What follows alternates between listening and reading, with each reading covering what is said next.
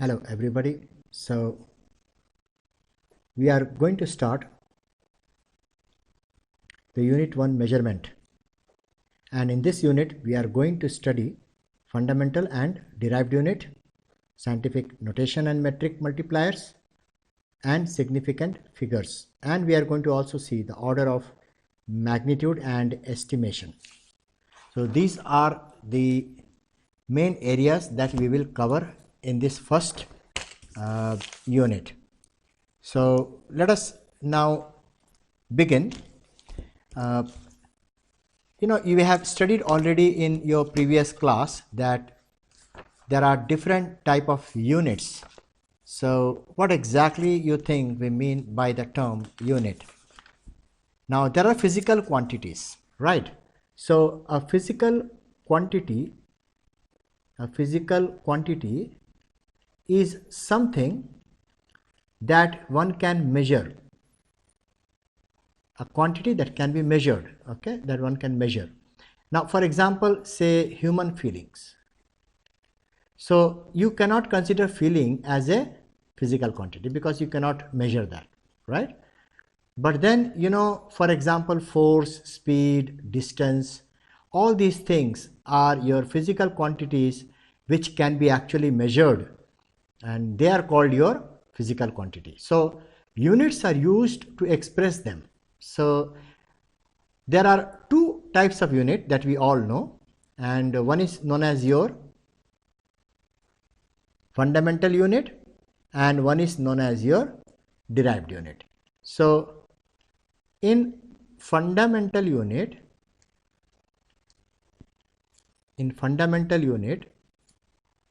we have units like your mass, which is in kg. We have units like for your length, which is in meter, time, which is in second. We have your temperature, which is in Kelvin. We have intensity of light, which is your candela. We have amount of substance,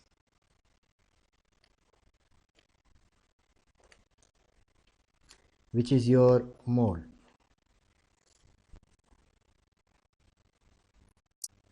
And we have current, which is ampere. Now these fundamental units are the most basic unit, right?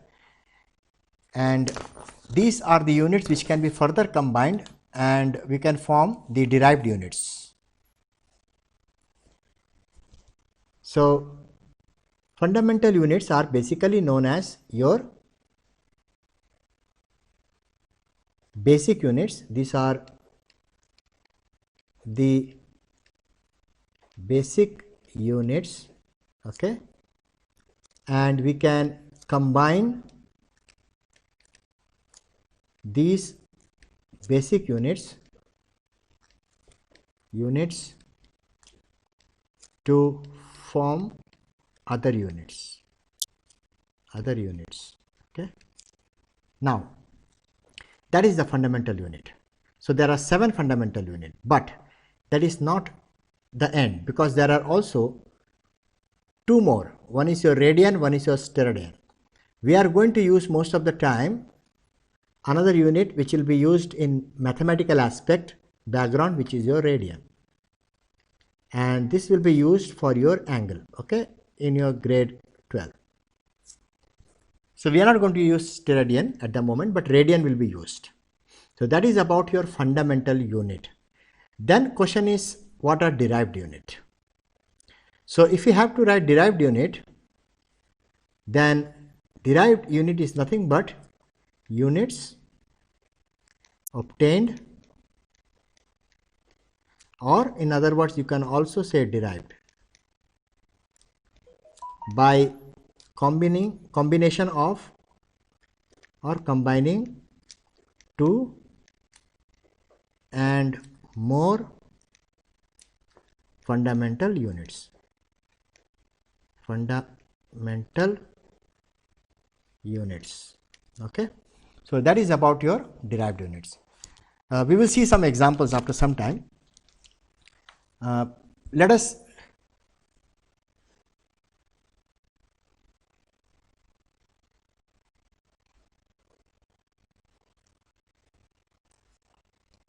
see some examples here. So some examples of fundamental unit. What could it be? So for fundamental, we definitely know, as we have stated, up. So if you have current, that's a fundamental, ampere. You should know that if it is in the name of a scientist, then the unit, if you write full, it should be in small letter, which is like A, small letter, or you write a capital A. Now, derived unit examples can be,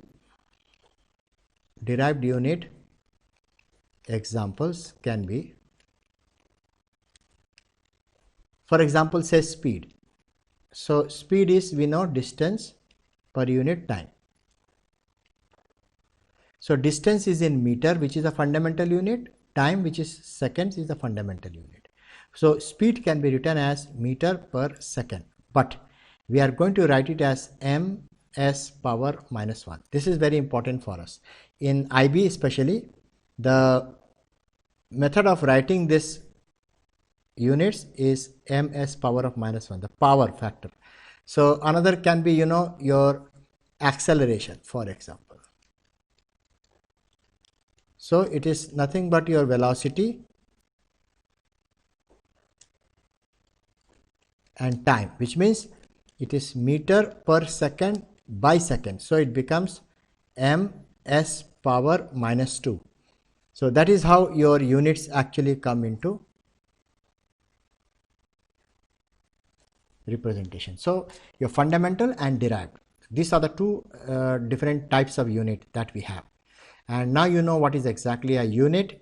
It is to represent a physical quantity. So this is very important aspect for us. Okay, now let us go to the next one.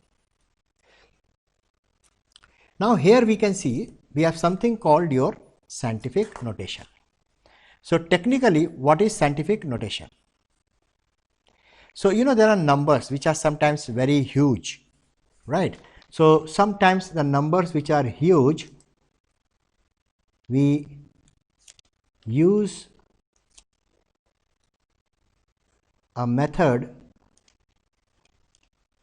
to represent big values in power of 10. In power of 10. And that is known as your scientific notation. For example, if I have a number, say 2, 3, 4, 6, 1, 5, 2, this much meter. Now this is a very big number, so I can just write him from back if I count here, and if I put the decimal as 2.1, you will see that how many digits did I move this side now. Let us see. So I have moved here 1 digit, 2, 3, 4, 5. So 1, 2, 3, 4, 5. So I am going to put here 2.3, 4, 6, 1, 5, 2 into 10 power. 6 digits I have come, sorry. So 6 digits, so 10 power 6, isn't it? So 1, 2, 3, 4, 5, 6. So 10 power 6. Now I can round off. See, if I round off this, it remains same. If I round off this becomes 2, but doesn't matter because still round off this won't change. If I round off 6, this becomes 5. If I round off this, it becomes 4, isn't it? So 4. So I can write now this one as, I can represent it as 2.4 times 10 power 6. So this is known as your scientific notation. So you write as power of 10 something. Okay. Definitely, why do we need scientific notation? Because we can represent larger number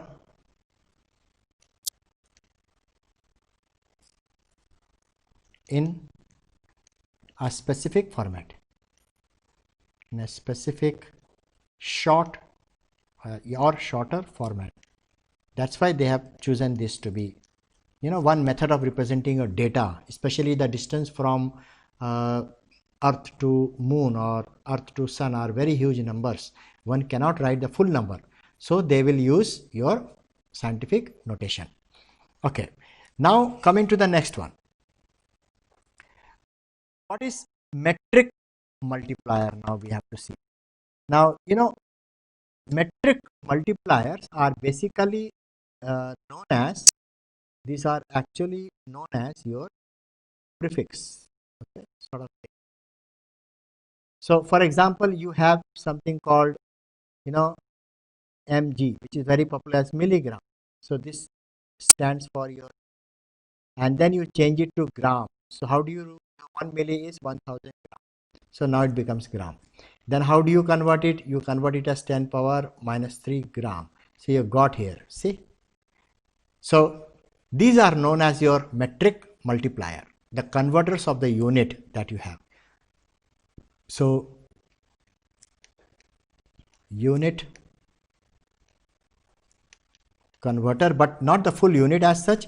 It is actually only the unit converter to SI system, let us say. So whenever we come, System International, so when you convert to the SI system,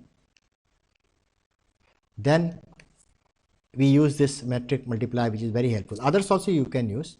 So state some examples. So if you have to select some example, let us take some example here. Then some examples will be like, for example, say 1 kilometer. Now 1 kilometer in meter, I can write it as 1000 meter, which means it is 10 power 3 meter, isn't it? And now again you have a multiplier. So whenever you see the kilo word, you see the kilo word, you have to understand that you are talking of, 10 power 3. Okay. So that is how we use the metric multiplier. Let us see now next what we have. So this is your metric scale. The link of this is given, image is given at the back of this, at the end of this presentation. So I took it from internet, and this shows you that from the center, if you start measuring this side, milli, which I showed you, this is your micro. So sometimes we write for the charge. So for electric charge, we will write like say 200 micro coulomb. So C stands for your coulomb. Now when you write this, you can convert using the metric converters. So you can write it as 200 into 10 power minus 6. Why? Because if you look here, it is minus 6. And this side, what you see, the chart on the left hand side is from our IB Diploma data booklet. Okay. And this also link booklet of IB Diploma. So I just took the image only just to support you. That's all. IB Diploma Physics Handbook. Okay. This is from IB Diploma Physics Handbook. Now 200, I can just write it as 2 into 10 power minus 4 coulomb. So this is again a metric multiplier. That's how we convert. Okay. So let us go to the next one. A significant figure. Now what do we understand by significant figure? So significant figure means making some sort of importance. Significance itself means, importance. So if we simply write 0, there is no importance of this number, right? Even if you write 0, 0, there is no importance. But the moment you put this, is understood. But let us say if you have this and this, how do you then pronounce? You say 200, 300. So 100 is a common factor there, isn't it? So 100 is a common factor there.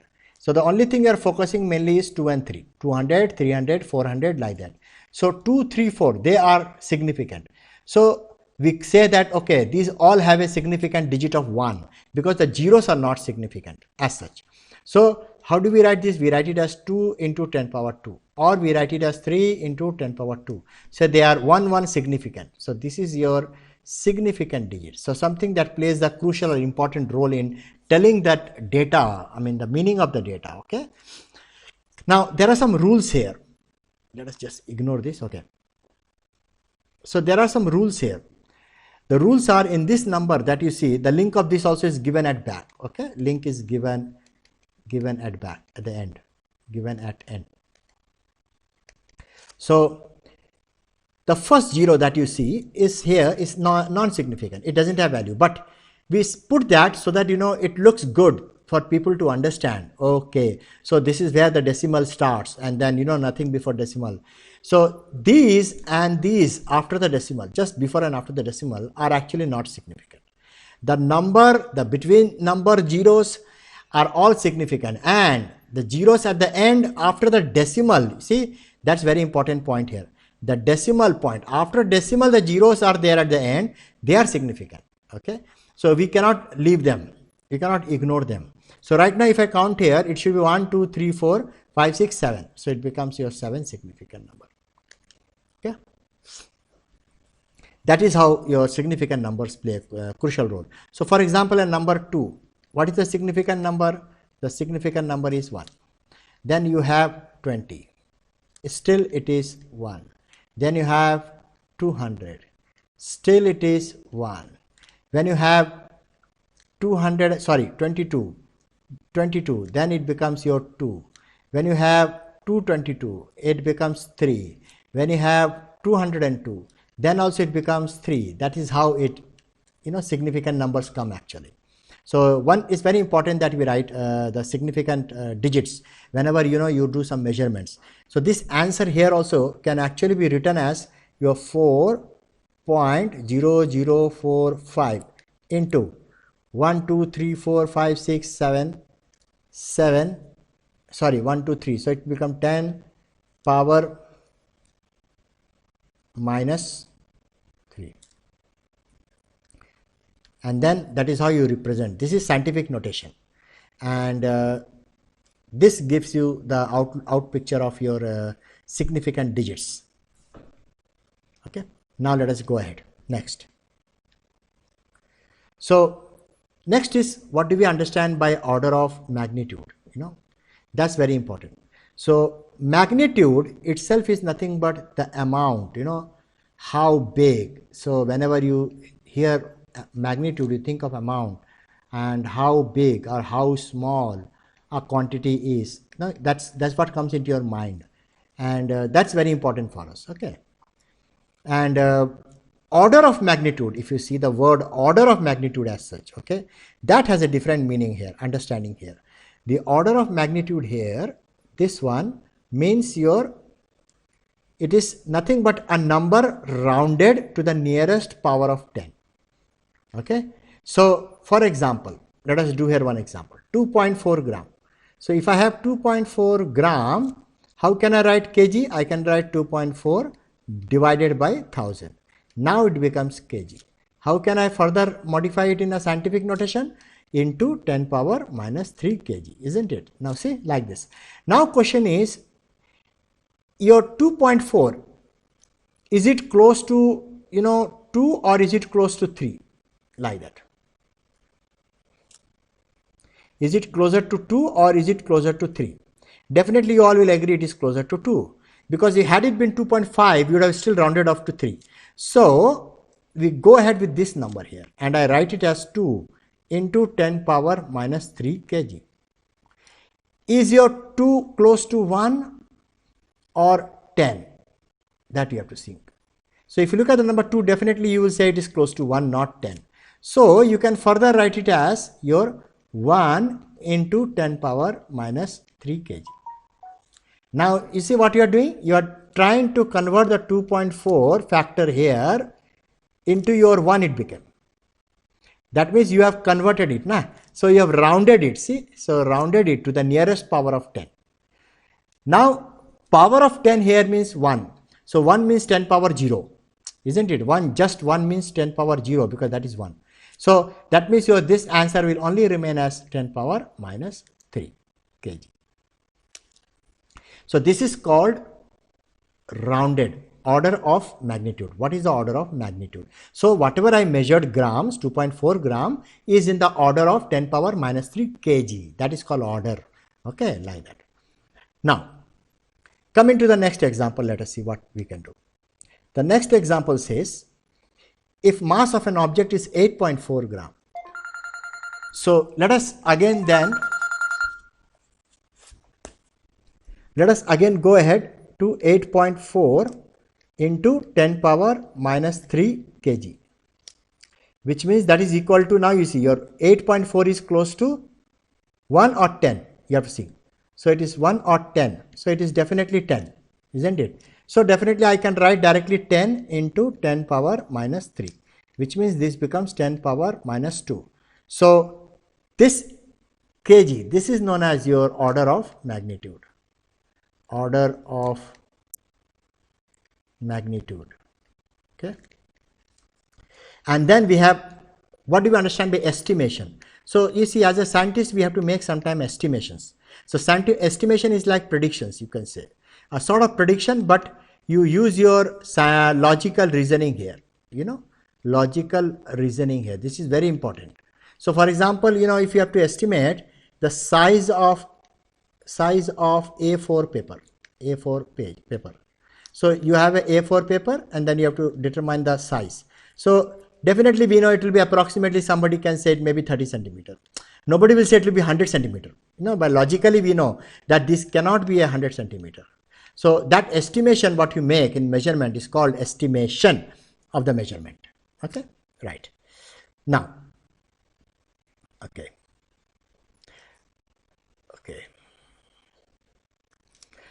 We always make error in measurement, isn't it?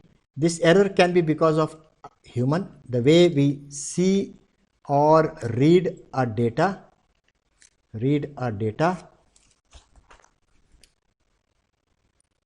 okay, and because there is error made by us when we take the reading. For example, if I have to take a reading and if I read here, let's say like this, okay, and this is 0, 1, 2. So if my arrow is here, now question is whether I should take this or this.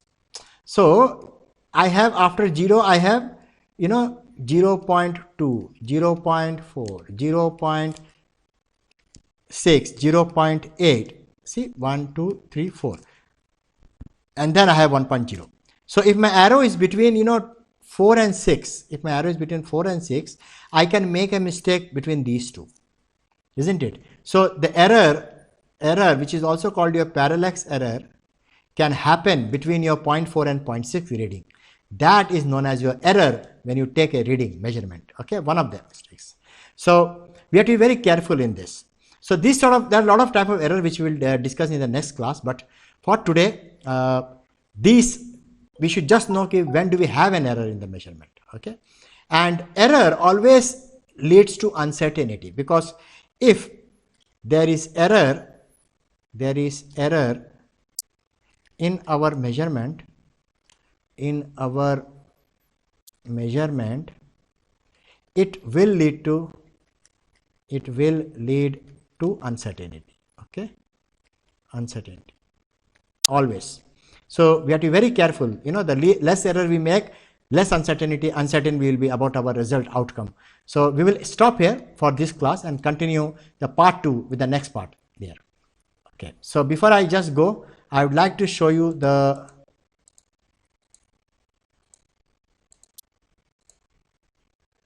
links. Yeah, these are the links that I have used, okay, for your images and other stuff. So